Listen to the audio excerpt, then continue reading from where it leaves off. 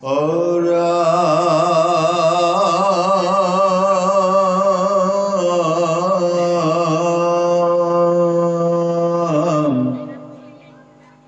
কর্মরয় অধীন জীব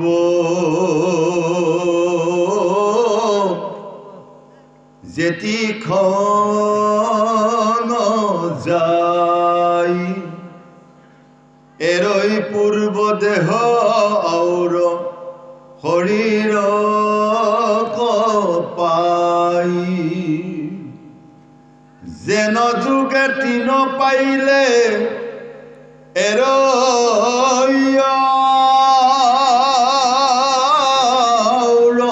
তিন জীবর মরণ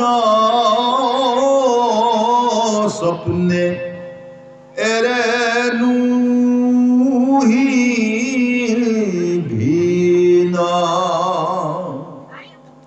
জিতু জনে কুশলক চিন্তে আপোনাৰ হেন জানি দ্ৰোহ নিচিন্তিবা কেৱে কাৰণ ইহ পৰ লোক নাহি দুহিৰ কল্যাণ বিস্তৰ কহিব কিবা তুমি সৰ্বজান তোমাৰে সে কনিষ্ঠ ভগিনী জিও প্ৰায় হেন জানি আঙ্ক কাটি বাক নোযোৱাই সমীউক ৰাজা তুমি দিন দয়াশীল আগ পাছ চিনাই আৰু বিস্তৰ বুলিল কৰিলা কাকুতি তাংক অনেক কাৰণে তথাপিতো দৈব কিক নেৰিল দাৰুণে পৰম দাৰুণ কংস ঘাতুক পৰাই দেখি বসুদেৱে দুনাই অচিন্তিলায়ু পাই কৃষ্ণ কৃষ্ণ হে গুৰু সভাই মাতৃ হ'ব বহু সময় বিৰতিৰ পাছত আকৌ আহিছো আপোনাৰ খবৰ মাজলৈ দুটি কৃষ্ণৰ কথা প্ৰকাশ কৰাৰ অভিপ্ৰায় লৈ কাৰণ আমি আগৰ কথাৰ লগত বৰ্তমান আমি লিংক আপ কৰাই দিছো আপোনাৰ হ'ব কংসই বৰ আনন্দ পাইছিল ভগ্নীৰ বিদায় সময়ত কাৰণ সাধাৰণতে এই আনন্দ ভাগ আমিও কৰোঁ যেতিয়া আমাৰ ভনীৰ যেতিয়া বৰ আহি যিটো মানে এটা নীতি নিয়মৰ মাজেৰে গোটেই কৰ্মখিনি কন্যাৰ ঘৰত হৈ যায় পুৱাৰ ভাগত বিদায় সময়ত দুখ আৰু আনন্দ দুখৰ মাজতে আনন্দ থাকে আনন্দৰে বিদায় কৰিবলৈ যাওঁতেই কংসই এটা আকাশবাণী শুনিলে যে সেই মহামূৰ্খ কংস তই ভগ্নীক বিদায় কৰিবলৈ গৈ যি আনন্দ তই কৰিছ কিন্তু এই ভগ্নীৰ অষ্টম পুত্ৰৰ হাততে তোৰ মৃত্যু আছে এই কথা শুনাৰ লগে লগেই কংস বজ্ৰপাত পৰিল তৎক্ষণাতে কংসই বাঘ জৰি এৰি দিলে ৰথৰ পৰা নামি খান্দা তুলি ল'লে তৰোৱাল হাতত তৰোৱাল উলিয়াই দৈৱকীৰ চুলি কোচাত পাক মাৰি ধৰি দৈৱকীক কাটিব ধৰিছিলে কংসই তেতিয়া বসুদেৱে দেখিলে যে ভীষণ আৰু বসুদেৱে বিভিন্ন কাৰণ স্বামীৰ ধৰ্ম ভাৰ্যাক জীৱনে মৰণে আমি অগ্নিক সাক্ষী কৰি ৰাইজক সাক্ষী কৰি ব্ৰহ্মক সাক্ষী কৰি আমি সমাজ সাক্ষাৎতে আমি শপত খাইছিলোঁ যে মই জীয়াই থকা সময়লৈকে মই ভাৰ্যাক ৰক্ষা কৰিম বা ভাৰ্যা হ'লেও কথা দিছিলে স্বামীৰ মই কেতিয়াও বিৰোধিতা কৰ্ম নকৰোঁ জীৱন মৰণ স্বামী ভাৰ্যাৰ সম্বন্ধটো অটুট ৰাখিম তেতিয়া বসুদেৱে তেওঁ উপায় চিন্তিবলৈ ধৰিলে দেখিলে যে কংস তেওঁ উত্তপ্ত পৰিৱেশত হাতত খান্দা লৈ দৈৱকী চুলি কোচাত পাক মাৰি ধৰি দৈৱকীক কাটিব ধৰিছে তেতিয়া বসুদেৱে তুতি মিনতি কৰিলে যে হে মহাৰাজ কংস যে এফালে তোমাৰ ভনী আকৌ এফালে অন্যফালে স্ত্ৰী জাতি মহাপাপ। ঠিক আছে, তোমাৰ ভনী হলে স্ত্ৰী হয় তেওঁ, এই স্ত্ৰী বধ মহাপাপ। আৰু কংসক এইটো বুজাবলৈ গৈছে কি যদি তেওঁৰ সন্তান জন্ম নহয় বা তেওঁৰ সন্তান জন্ম হোৱাৰ আগতে যদি তোমাৰে মৃত্যু হৈ যায়, আৰু জন্ম কৰ্ম জন্ম মৃত্যু এইটো দেহৰে আত্মাৰটো নহয়, তুমিতো আত্মাই ইমান ভয় কৰিবলগীয়া কি কথা আছে? কংসক বুজাবলৈ ধৰিলে বসুদেৱে। আৰু কৰ্ম অনুসাৰে জীৱই এই বন্ধনত সোমাই মৰে। জীৱ পূৰ্ব সংস্কাৰ অনুসৰি আমাৰ তিনিটা সংস্কাৰ আছে, প্ৰাৰব্ধ আৰব্ধ অনাৰব্ধ তিনিটা সংস্কাৰ। বৰ্তমানে আমি আপুনি মই যি কৰ্ম কৰিছো এইটো প্ৰাৰব্ধ কৰ্মফল, আৰু বৰ্তমানে যি কৰ্ম কৰিছো ইয়াৰ পৰৱৰ্তীৰ কাৰণে সাধনা। এই জন্মত কৰা কৰ্মৰ ফল এতিয়াই ভোগ কৰিব আমি নাপাওঁ গুৰুসকল। এইটো পূৰ্ব জন্মৰ কৰ্ম ফলৰ অনুসৰি ইহ জন্ম। আজি যে আপুনি আমি সকলো লগ হৈ এই মহা অনুষ্ঠানত ভগৱন্তৰ গুণলীলাৰ যি অমৃত পান কৰিছো এইটো পূৰ্বৰ সংস্কাৰ আমাৰ। এনেকৈ আমি পূৰ্ব জন্ম একলগে হৈ একমুখে আমি কৃষ্ণৰ কথা শুনিছিলো। আকৌ আজি ভগৱন্তই আমাৰ কৰ্ম ফলেৰে আমাক মিলাই দিলে। আজি যিটো কৰ্ম কৰিছো সেইটো পৰৱৰ্তী আকৌ কোনোবা এটা জন্মত গৈ আকৌ তেওঁ মিলাব আমাক। সেইকাৰণে কংসক বহুতো বুজাবলৈ গৈছে তো পূৰ্ব কৰ্মৰ বন্ধ অনুসৰি জীৱই কৰ্মফল ভোগ কৰে। গতিকে আজি বসুদেৱে কংসক বহুত বুজাই কংসৰ হাতৰ পৰা দৈৱকীক এৰাব পৰা নাই। তেতিয়া তেওঁ চিন্তা কৰিবলৈ কেনেকৈ মোৰ ভাৰ্যাক মই ৰক্ষা কৰোঁ। কাৰণ আমাৰ প্ৰত্যেকৰেতো ধৰ্ম, মই জীয়াই থকালৈকে মোৰ ভাৰ্যাক মই কোনোদিন বিপদত পৰিব নিদিওঁ। জীৱনে মৰণে তেওঁৰ লগতে মই দিম।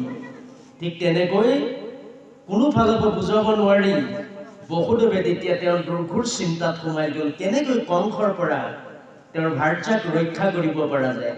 গতিকে গুৰুসকল, এই দশম স্কন্ধৰ কৃষ্ণৰ লীলা চৰিত্ৰৰ কথাবিলাক ইয়াত কৃষ্ণৰ পূৰ্ণ ব্ৰহ্ম কৃষ্ণৰ লীলা প্ৰকাশ পাইছে। শিশু লীলা, এতিয়া যিখন লীলালৈ আগবাঢ়িছে মথুৰা লীলা, তাৰপিছত হ'বগৈ দ্বাৰকা লীলা।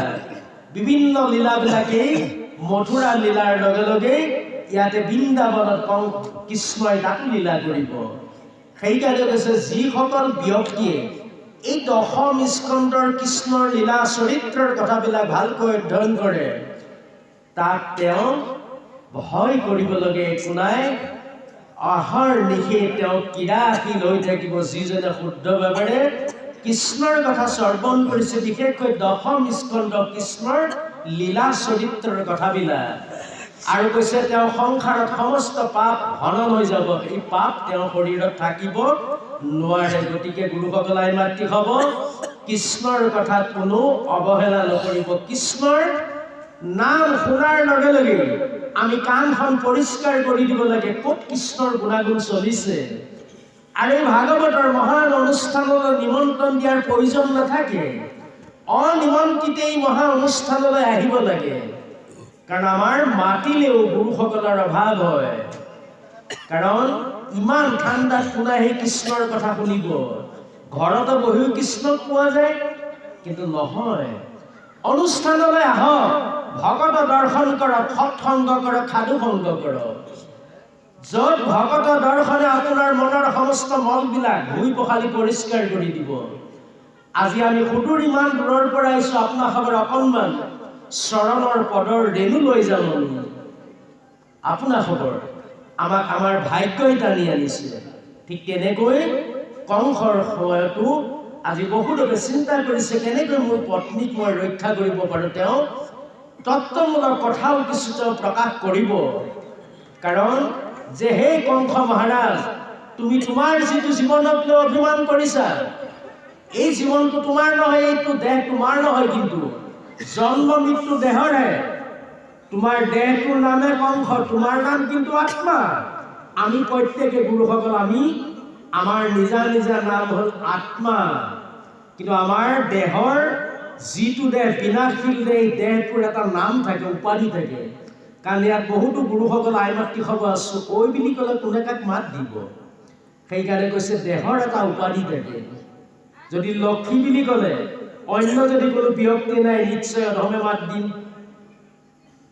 লংকেশ্বৰ বুলি ক'লে আমাৰ গোসাঁই মাত দিব ঠিক তেনেকৈ এইটো দেহৰ এটা উপাধি কিন্তু প্ৰকৃত মোৰ নাম হ'ল আত্মা গতিকে আমি সকলোৱে এক আত্মা আত্মাই আত্মাক চাবলৈ শিকক আত্মাই আত্মাক চিনিব শিকক তেতিয়া এই মায়া সংসাৰত আহুল একোৱেই নাই আৰু যেতিয়ালৈকে এই কলিৰ প্ৰবল ধাৰাৰ সূত্ৰত আমি দৌৰি ফুৰিম তেতিয়ালৈকে আমি কাকো চিনিবলৈ যত্ন কৰোঁ মই বৰ অহংকাৰৰ ভাৱত পতনমুখী কাৰণ গুৰুসকল যাৰ কৃষ্ণৰ নামৰ লগত সম্বন্ধ হোৱা নাই যাৰ ক্ৰীড়াশীল হোৱা নাই কৃষ্ণত যোনে শৰণ লোৱা নাই শৰণ হ'ল ক্ৰীড়াশীল ধাবিতমান হৈ থাকিব লাগিব গুৰুৰ ওচৰত গৈ শৰণ লৈ এদিনে দায়িত্ব শেষ কৰি দিলে সেইটো শৰণ হোৱা নাই শৰণ হৈছে হৃদয়ত থকা পৰমাত্মাৰ লগত ধাবিতমান ক্ৰীড়াশীল হৈ থাক সেইটোৱে শৰণ যিজনে হৃদয়ত থকা পৰমাত্মাৰ শৰণত আহিল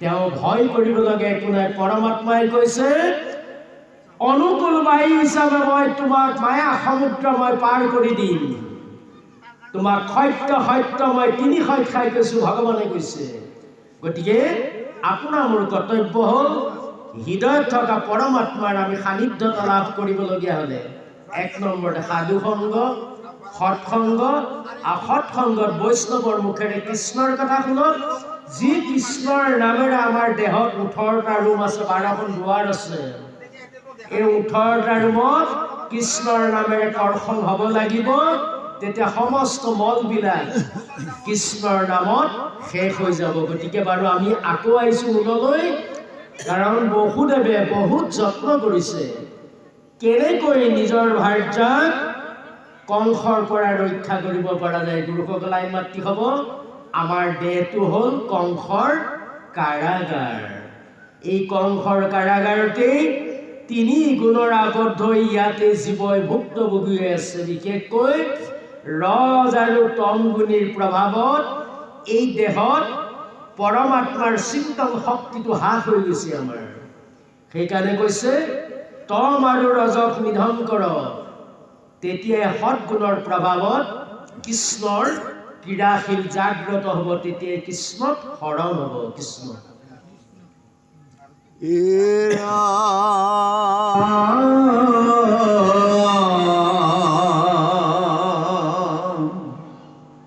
যাবে বল বুদ্ধি থাকে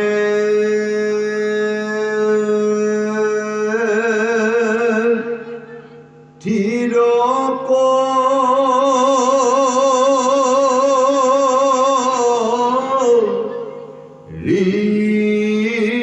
মন মৃত্যু কটারিবে লাগি করিব যতন পুত্র কর্পিব বলি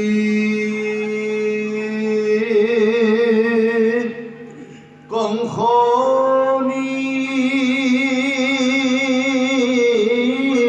পতি কম ইহার হাতর এরা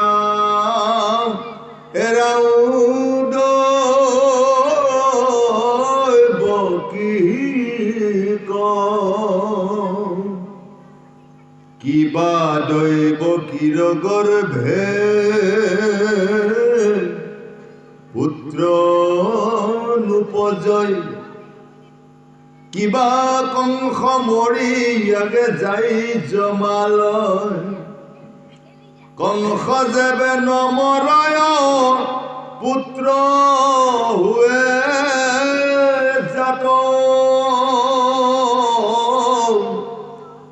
তাৰে হাতে হুৱৈ কিবা আৰে কন্ধ পাত কোনে বুজিবে কবি পৰিত দৈব গতি হেন পৰামৰিষক ৰিয়াম মহতি দহে অন্তৰ্গতে মন মুখত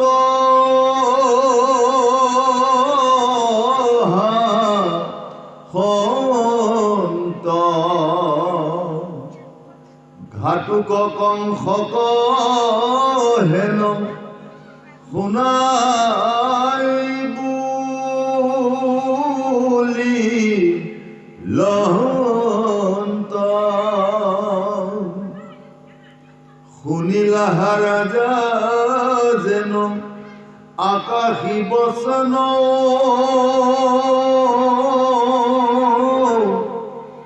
অদৈব কীট হন্তে নাহি তোমাৰ মৰণ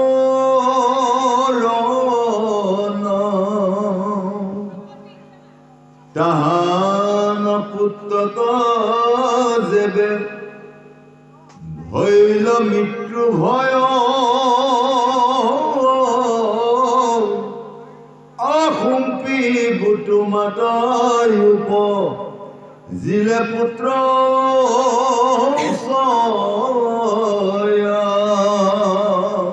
কৃষ্ণ কৃষ্ণ হে গুৰু ভাব বসুদেৱে চিন্তা কৰি এটাই উপায় পালেগৈ যদি কংসৰ হাতৰ পৰা দৈৱকীক ৰক্ষা কৰিবলগীয়া হয় তেওঁ এইটো মনে মনে চিন্তা কৰিলে যে পুত্ৰ জন্ম হোৱাৰ লগে লগে কংসক অৰ্পণ কৰা যাব তথাপিতো মই মোৰ ভাৰ্যাক ৰক্ষা কৰিবই লাগিব এইটো স্বামী ধৰ্ম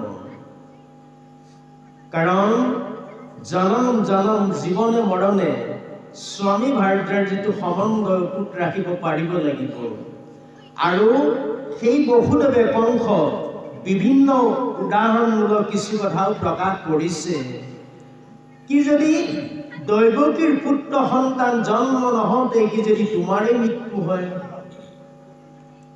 কাৰণেতো বা দৈৱকীৰ পৰা তোমাৰতো একো ভয় নাই তেওঁ পুত্ৰৰ পৰাই ভয় আছে গতিকে তুমি দৈৱকীক পানে নামাৰি তুমি দৈৱকীক প্ৰাণ ৰক্ষা কৰা আৰু দৈৱকীৰ গৰ্ভত যি পুত্ৰ সন্তান জন্ম হ'ব সেই সন্তান তোমাক অৰ্পণ কৰা হ'ব এই কথাষাৰ তেওঁ মনে মনে চিন্তা কৰি পিছত গৈ তেওঁ কংসৰ আগত তেওঁ প্ৰকাশ কৰিলে যে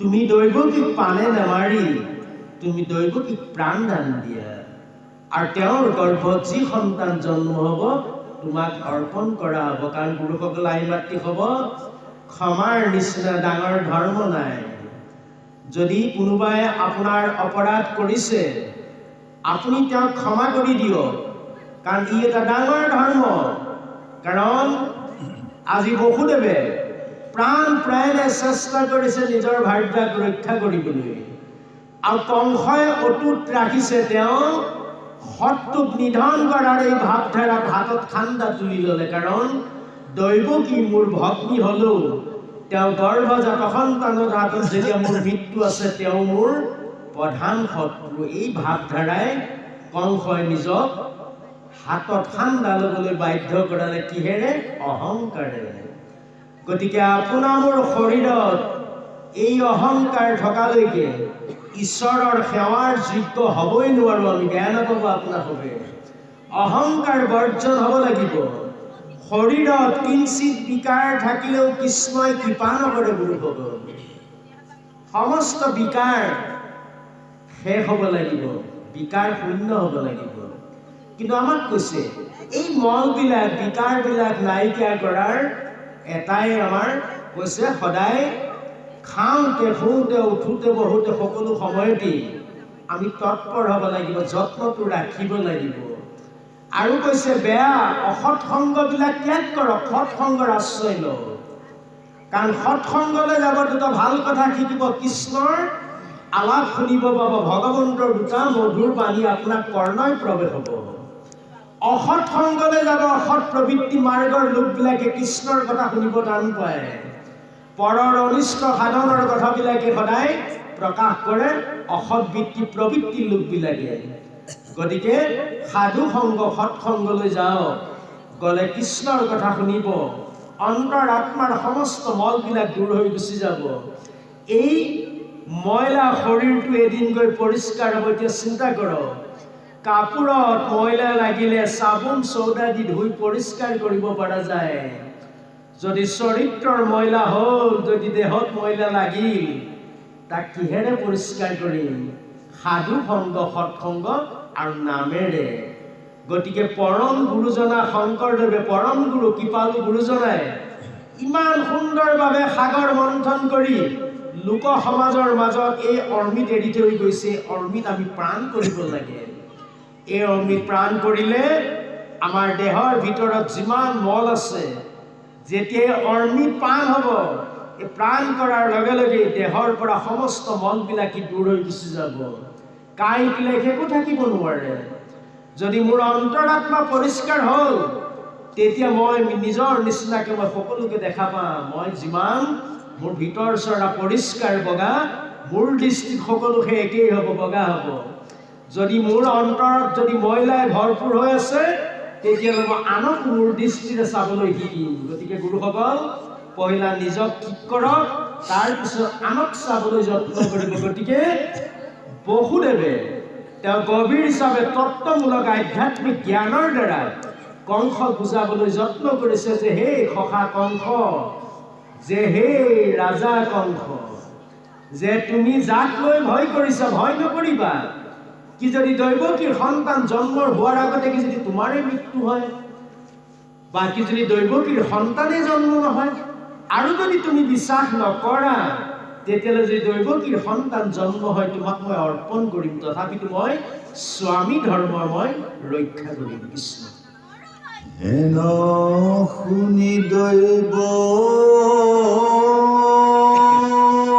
কি ক এৰি মহাবলী,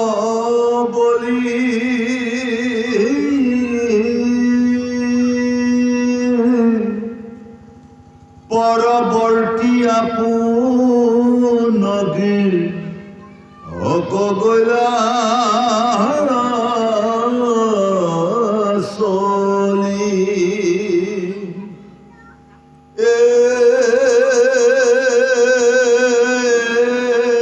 ৰাম দেখি বসুদেৱ মনে মহাতুষ্ট ভৈলা,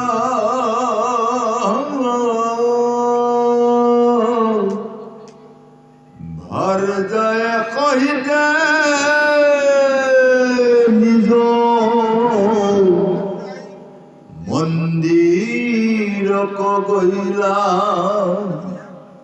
কতদিন অন্তৰে দৈ বকি মহাধন্য, জন্মিলন্ত্ৰ অস্ত্ৰ পুত্ৰ আৰু এক কন্যা, কীৰ্তিমন্ত্ৰ নামে পুত্ৰ ভৈল প্ৰথমত।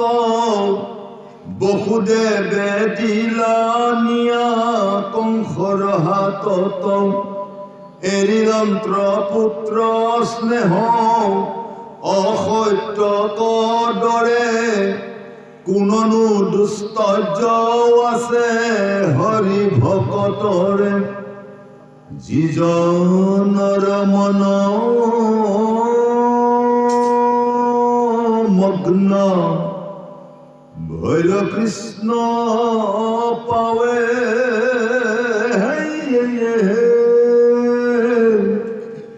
আন কোন বস্তু সিটো মুখ্য কোন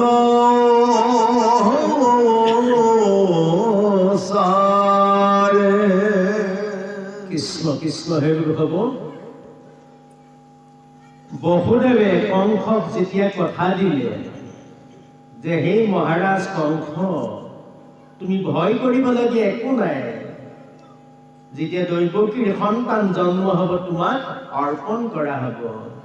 তেতিয়া কংসৰ মনৰ পৰা ভয় ভাৱটো দূৰ হ'ল, আৰু দৈৱকী চুলিৰ পৰা নিজৰ হাতখন এৰাই দৈৱকীক মুক্ত কৰিলে, আৰু কংসৰ নিজৰ মন্দিৰলৈ ঘূৰি আহিল আৰু ঠিক তেনেকৈ বসুদেৱ আৰু দৈৱকীও নিজৰ গৃহালয়লৈ মন্দিৰলৈ দিও ঘূৰি গুচি গ'ল।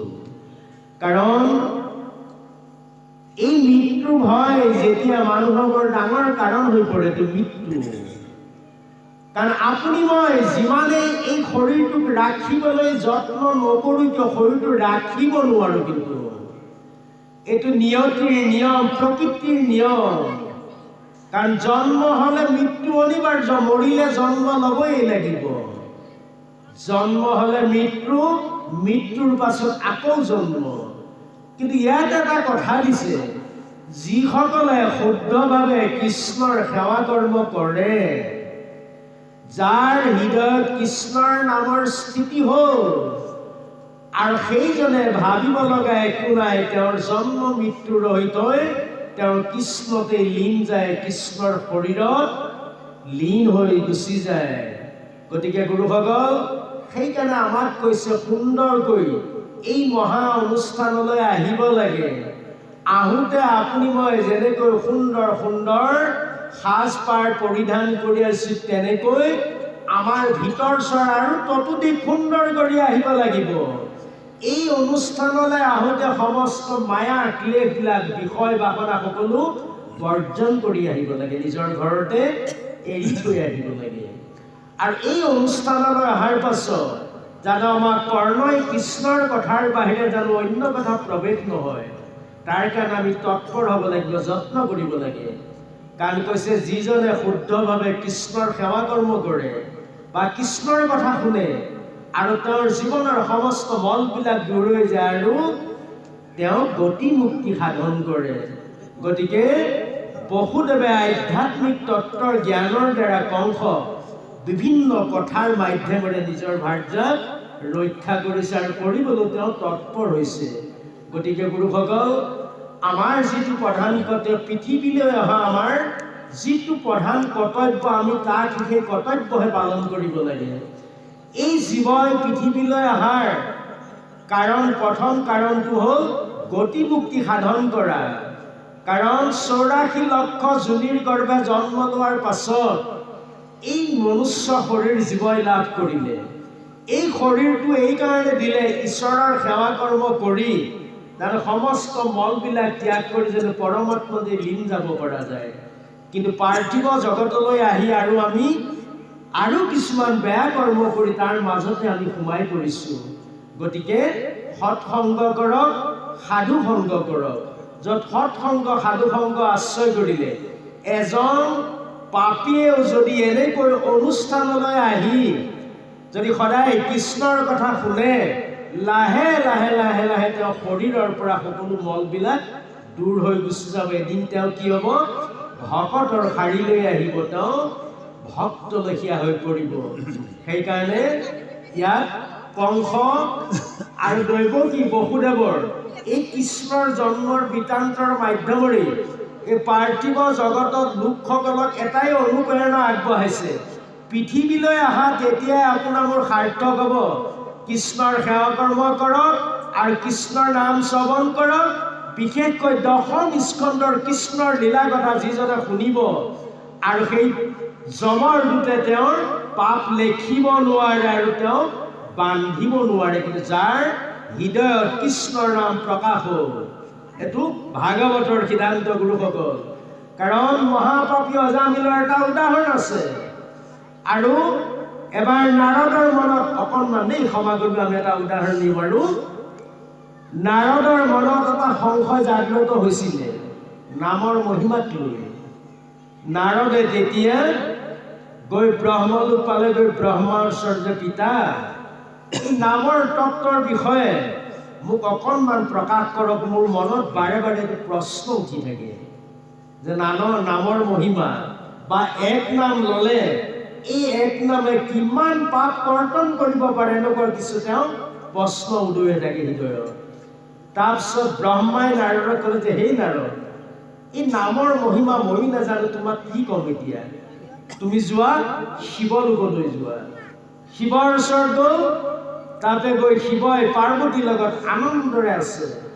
আৰু নাৰদক দেখাৰ লগে লগে শিৱই নাৰদক আসন দিলে, বহা মুনিবৰ, কিয় আহিলা কোৱাচোন? বোলে হে প্ৰভু, মই ডাঙৰ প্ৰশ্ন এটা লৈ আহিছোঁ আপোনাৰ ওচৰলৈ। এই নামৰ মহিমাৰ বিষয়ে মোক বাৰে বাৰে মনত এইটো উদয় হৈ থাকে, নামৰ মহিমা বা এক নাম ল'লে কিমান পাপ কৰ্তন হয়, এনেকুৱা কিছু মোৰ ভাৱধাৰা জাগ্ৰত হৈ থাকে। তেতিয়া শিৱই বোলে, হে নাৰদ, ইয়াৰ অংকটোতো মোৰ লগতো নাই। বোলে ক'ত যাম? বোলে বিষ্ণুলোকলৈ যোৱা। যাৰ নাম তেওঁৰ ওচৰত যাব লাগিব, তেওঁহে ইয়াৰ প্ৰকাশ কৰিব পাৰিব। আৰু গ'ল, বৈকুণ্ঠত গুচি গ'ল নাৰায়ণৰ ওচৰত। যেহি বিষ্ণু সেই নাৰায়ণ, যেহি কৃষ্ণ সেই বিষ্ণু, একেজনাই। যেহি বিষ্ণু সেই শিৱ, পাৰ্থক্য একো নাই। তাৰপিছত নাৰায়ণৰ ওচৰ পালেগৈ ব্ৰহ্মা, শিৱ আৰু নাৰদ। তাৰপিছত নাৰদে গৈ বিষ্ণু সেই নাৰায়ণ লোক পোৱাৰ পাছত যেতিয়া বৈকুণ্ঠ পালে, বিনা বাই বাই বৰ আনন্দৰে প্ৰশ্নৰ উত্তৰ পোৱাৰ মানেৰে গৈ প্ৰভুক ক'লে যে প্ৰভু, কাৰণ তেওঁ নাজানা একো নাই, তেওঁ সকলো জানে। বোলে বৰ ডাঙৰ প্ৰশ্ন এটা লৈ আহিলোঁ, মোৰ মনত বাৰে বাৰে খুন্দিয়াই থাকে, ইপিনতে সিপিনে খুন্দা মাৰি থাকে। বোলে কোৱাচোন নাৰদ, বোলে নামৰ মহিমা, এক নামৰ কিমান মহিমা, এই কথাটোকে মই জানিবলৈ। তেতিয়া ভগৱন্তই বোলে, হে নাৰদ, ইয়াৰতো অংকটো মই নাজানো, মোৰ নামৰ মহিমা মই নিজেই নাজানো, তোমাক কি ক'ম এতিয়া? কাৰণ য'ত নেকি অনন্তই হাজাৰখন মুখেৰে মোৰ নাম কৈ অন্ত কৰিব পৰা নাই, ব্ৰহ্মাই 4 মুখেৰে নাম কৈ শেষ কৰিব পৰা নাই, শিৱই 5 মুখেৰে নাম কৈ শেষ কৰিব পৰা নাই, আপুনি মই সাধাৰণ এটা জীৱ থকা মনুষ্য এখন মুখেৰে কৃষ্ণৰ নাম কৈ কি শেষ কৰিম?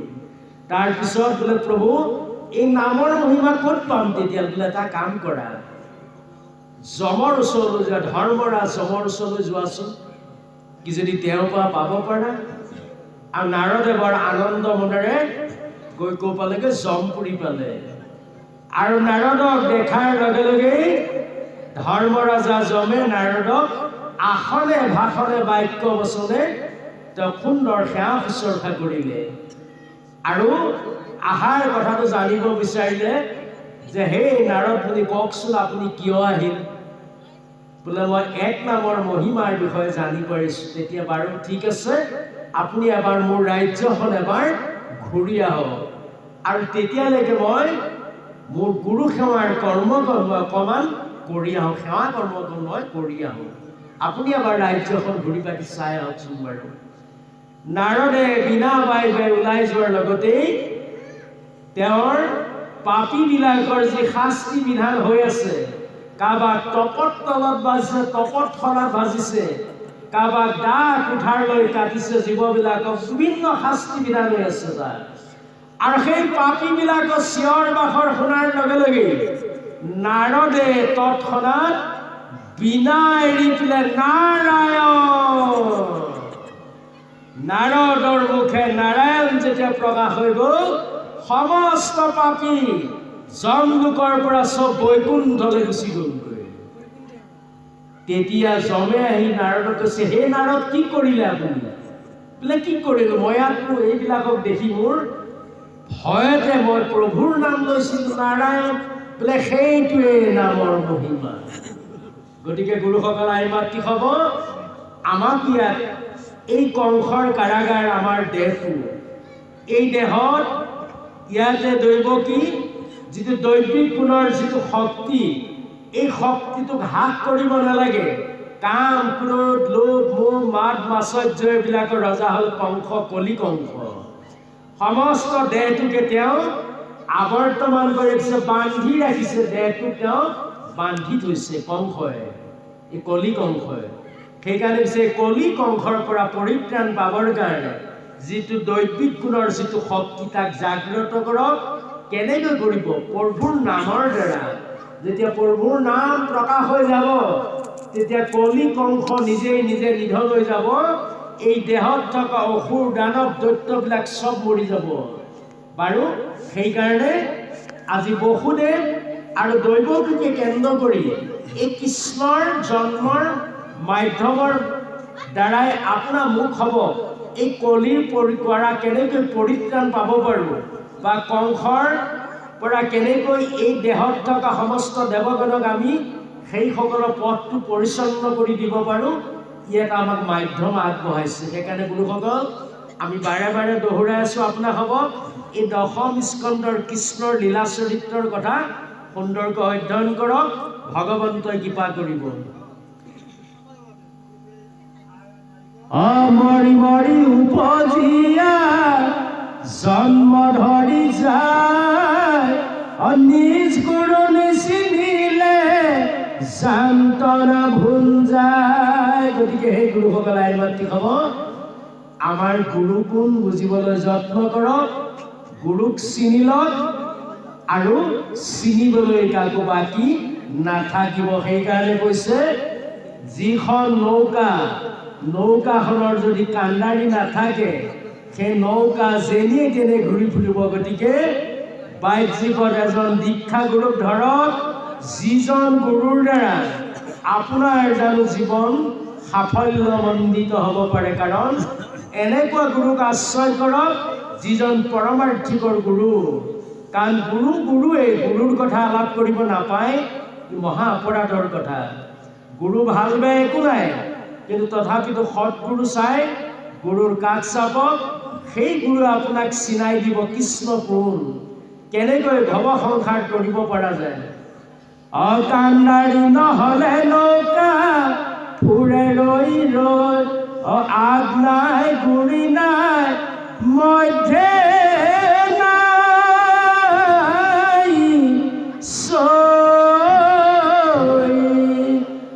কাণ্ডাৰী নহ'লে নৌকা ফুৰে ৰৈ ৰৈ। যদি আপুনি ভাল এজন গুৰু নধৰে তেতিয়াহ'লে এই জীৱই গৈ আকৌ নৰক ভুঞ্জন কৰিব, আকৌ পৃথিৱীলৈ আহিব লাগিব। গতিকে এই বৰ্তমান আপুনি মই এই পাৰ্থিৱ জগতত, এই সংসাৰত আমি নিজ চকুৰে দেখিছোঁ, শুনিছোঁ, সকলোবিলাক কৰ্ম কৰিব পাৰিছোঁ। বৰ্তমানৰ কথাবিলাক আমি এৰি পৰৱৰ্তীৰ কাৰণে চিন্তা কৰিলে, পৰৱৰ্তী বুলি পেলাই এখন পৃথিৱী আছে গুৰুসকল, পৰলোক। কাৰণ ইহলোকৰ কথা আমি জানিছোঁ, বৰ্তমান সংসাৰখনৰ কথা আপুনি মই কি কৰ্ম কৰিছোঁ নিজেই জ্ঞাত। কিন্তু পৰলোক বুলি এখন পৃথিৱী আছে, সেই পৰলোক পৃথিৱীৰ কথা এতিয়াকে চিন্তা কৰক। কোনখন পৰলোক পৃথিৱী?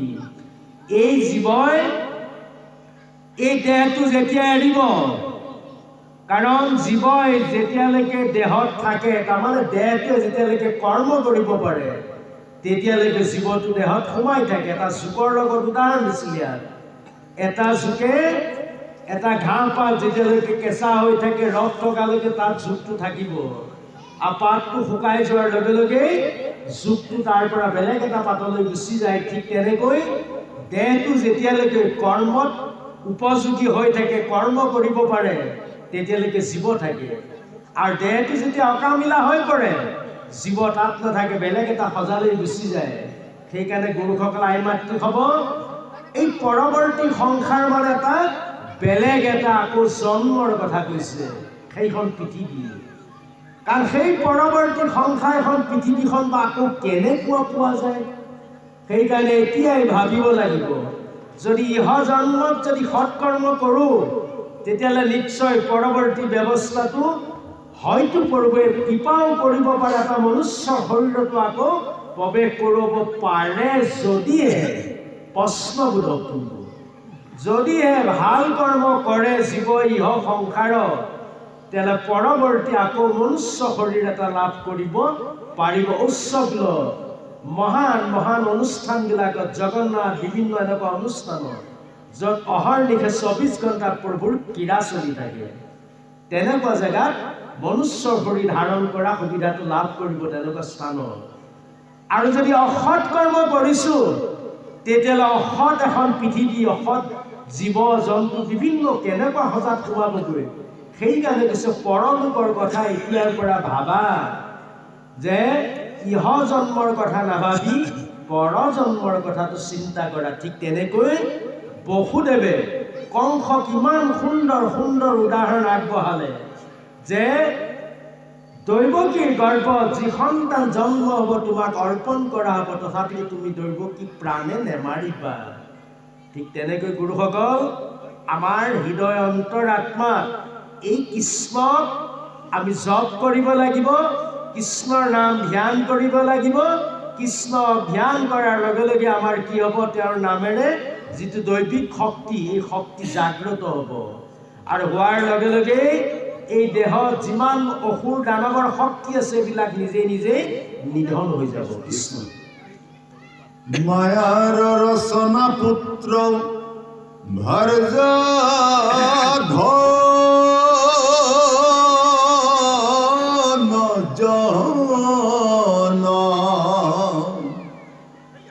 জানি সবে তেজি ভজা কৃষ্ণ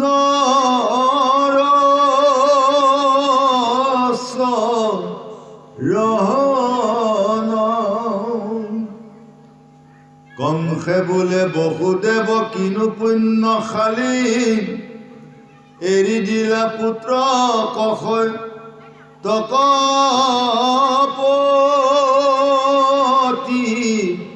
পাহালি, আঁকিবলৈ নিয়াইতো চোৱাল তোমাৰ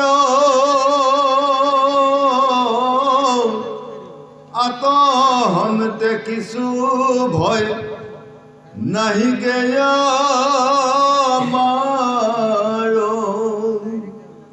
তোমাৰ অষ্টম পুত্ৰ ভৈলে দিবৱানী, সেহিহে মোৰ মৃত্যু শুনি আছো বাণী। হেন শুনি বসুদেৱ পুত্ৰ কুলে ধৰি আপোন গৃহক গৈলা মনু পৰি হৰি, নগৈলা সংজাত কুৰ কংসৰ বচনে, আয়ান বুলিয়ান কৰৈ অসতি দুৰ্জনে।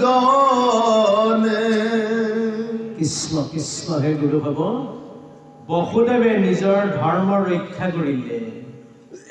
নিজৰ ভাৰ্যাৰ দৈৱকীৰ সন্তান জন্ম হোৱাৰ লগে লগেই নিজৰ কোলাত ল'লে, কোলাত লৈ কংসক অৰ্পণ কৰি দিলে। প্ৰথম সন্তানৰ নাম আছিলে কীৰ্তিমন্ত।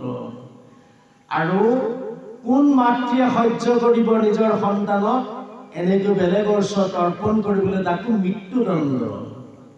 তথাপিতো বসুদেৱে পিতা হিচাপে সত্য তেওঁ বাক্য কৈছে, মোৰ প্ৰাণ যায় তথাপিতো বচন নাযায়, আমি অটুট থাকিব লাগে সেইটোত। মোৰ প্ৰাণ গ'লেও মই বচন বাক্যষাৰ মই ৰক্ষা কৰিম। যদি আমি প্ৰত্যেকে এই বাক্য বচন যদি আমাৰ শুদ্ধ হয়, তেতিয়াহ'লে আমাৰ ভয় কৰিব লাগে, ভগৱন্তে কৃপা কৰিব। গুৰুসকল, আজি বসুদেৱে নিজৰ কোলাত লৈ কীৰ্তিমন্ত গৈ কংসক অৰ্পণ কৰিলে। আৰু তেতিয়া কংসই বসুদেৱক কৈছিলে, ধন্য ধন্য তুমি পুণ্যশালী, তুমি পৰম ধন্য যে তুমি শুদ্ধ সত্য, তুমি তোমাৰ বাক্য ৰক্ষা কৰিলা। আৰু সেই কংসই জানিছিলে যে দৈৱকী অষ্টম পুত্ৰৰ হাততে মোৰ মৃত্যু আছে। এইটো হ'ল প্ৰথম সন্তান, আৰু সন্তানটো ইমান দেখিবলৈ ধুনীয়া। সন্তানটোৰ মুখলৈ চাওঁতে কংসৰ অন্তৰাত্মা, তেওঁৰ যিবিলাক বেয়া বস্তু আছিলে সেইবিলাকো দূৰ হৈ গৈছে। আৰু তেওঁ তেতিয়া ভাবি আকৌ বসুদেৱক তেওঁ প্ৰকাশ কৰিছে যে হে বান্ধৱ, হে বসুদেৱ, কাৰণ তোমাৰ অষ্টম সন্তানৰ হাততে মোৰ মৃত্যু আছে, প্ৰথম সন্তানৰ হাতত মোৰ মৃত্যু নাই। গতিকে এই সন্তানটো লৈ যোৱা, তোমাক মই অৰ্পণ কৰিলোঁ। এই সন্তানটোক মই বধ কৰিবা, মাৰি মোৰ একো লাভ নহ'ব। অষ্টমটো যিটো সন্তান জন্ম হ'ব, সেই সন্তান আনি তুমি মোক অৰ্পণ কৰিবা। কিন্তু গুৰুসকল, তৃতীয় পক্ষ নোহোৱালৈকে কেতিয়াও পাত নেলাগে। কিন্তু এজন দুজন মানুহে কিবা এটা লাগিলে তাত যদি তৃতীয়জন ব্যক্তি সোমাই নপৰে, তেওঁলোকৰ গণ্ডগোল নহয়। কিন্তু এইটো আপোনালোকে সদায় চাব, তৃতীয়জন হ'ল নাৰদ।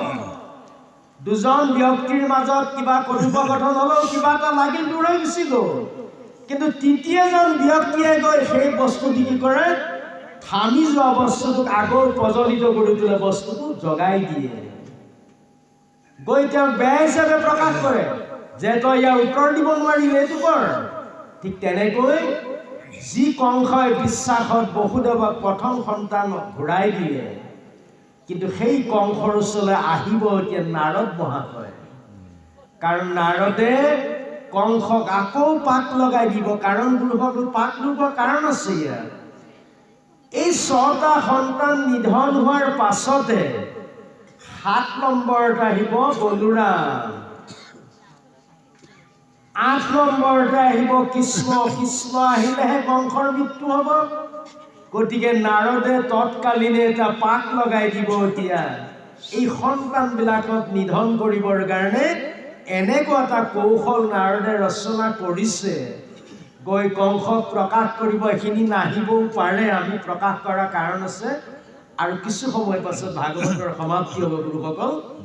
সেইকাৰণে আমি প্ৰকাশ কৰি দিওঁ যে হে কংস ৰজা, কাৰণ নাৰদে চিন্তা কৰিলে যে প্ৰথম সন্তানটো নিধন নকৰিলে, ঘূৰাই দিলে, বৰ ডাঙৰ ভুল কৰিলে।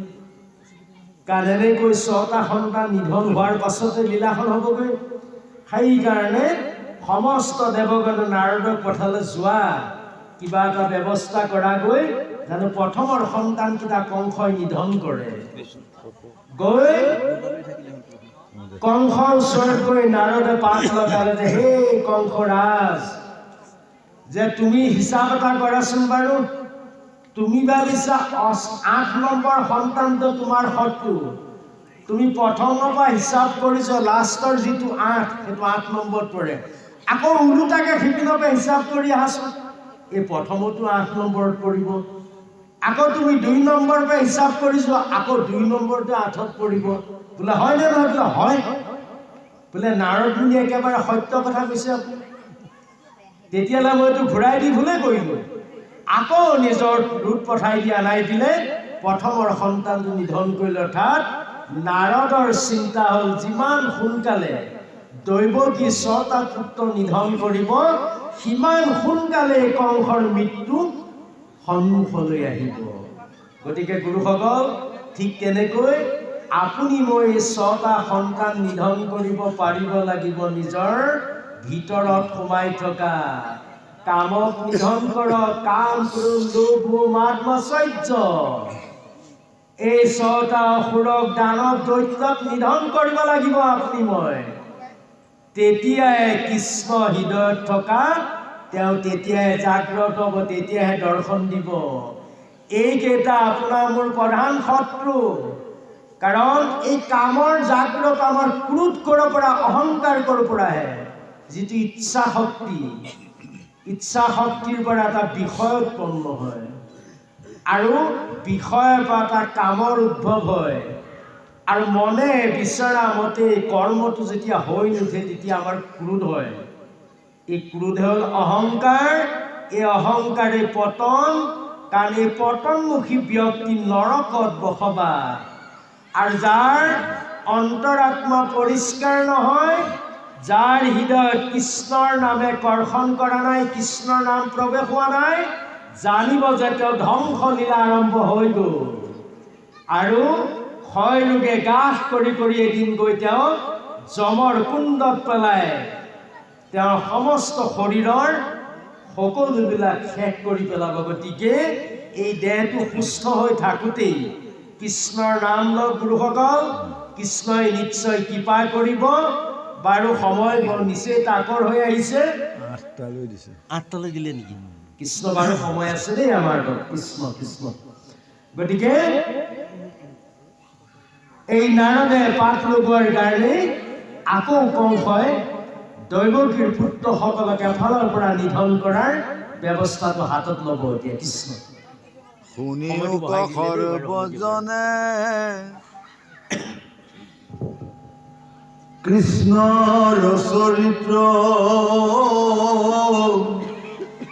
আতপৰে এন পুণ্য নাহি কে কলিত। লভি আছে জন্ম যিটো ব্ৰহ্মাৰ বাঞ্ছিত জানি যত্নে কৰা প্ৰাণ কৃষ্ণ কথামিত ক্ষণিক সংসাৰ বিলম্বত কাৰ্য নাই চিন্তামণি জন্ম হেৰা হাততে হৰাই নাহিকে চেতন কাল অজগৰে গিলে অধন জন জীবন যায় বেগয়ে কেতিলে আর আমি যত দেখা ভার যা পুত্র হবে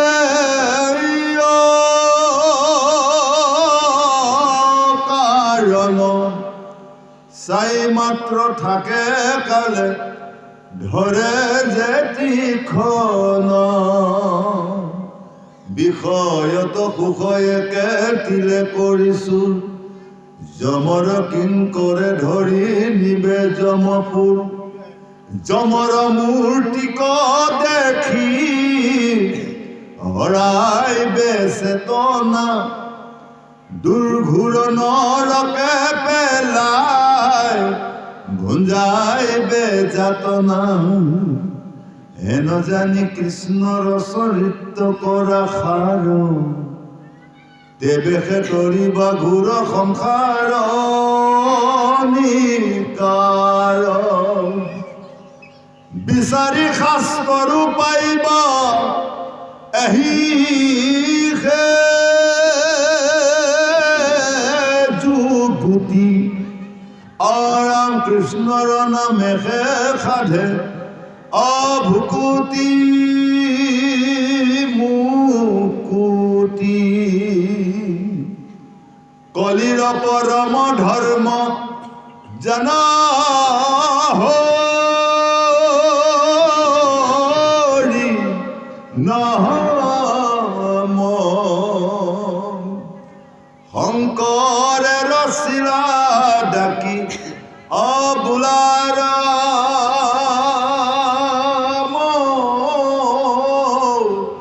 ৰাম ৰাম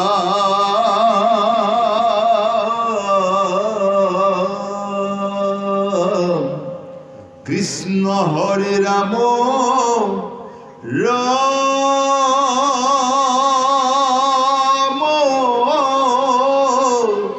ৰাম ৰাম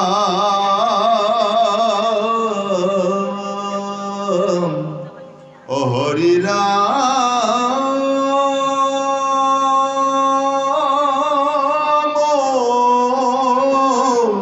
ৰাম ৰাম